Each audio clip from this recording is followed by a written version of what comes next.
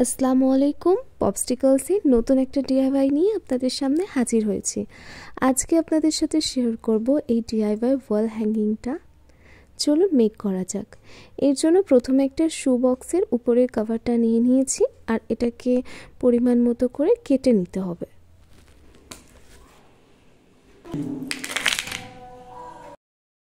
لأجاريهم قلدت ظاهر ما فيهم فبدوت شخصا آخر كي أتفاخر وظننت أنا أني بذلك حزت غنى فوجدت أني خاسر فتلك مظاهر لا لا لا نحتاج المال كي نزداد جمالا جوهرنا هنا في القلب تلالا لا نرضي الناس بما لا।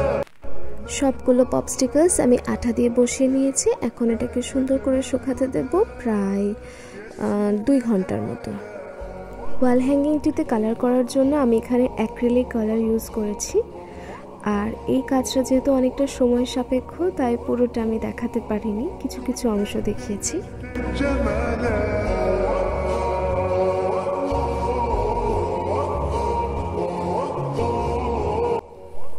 হাবিজাবি করে রং করার পরে এর লুকটা কিছুটা এইরকম এসেছে।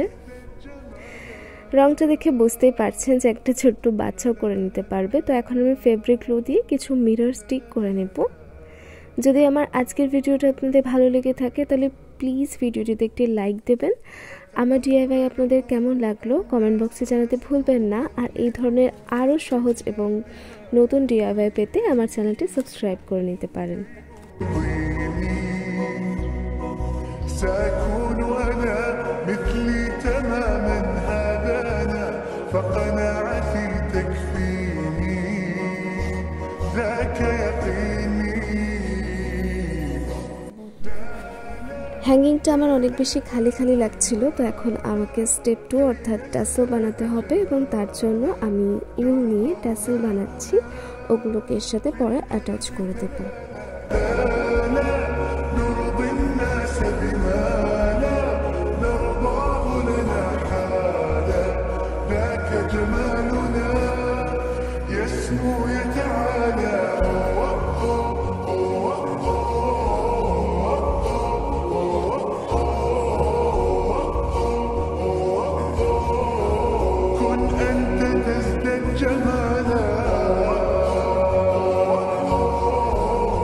এখন এটাকে শুকনো হওয়ার জন্য কিছুক্ষণ রেখে দিলেই আমাদের ডিআইওয়াই রেডি।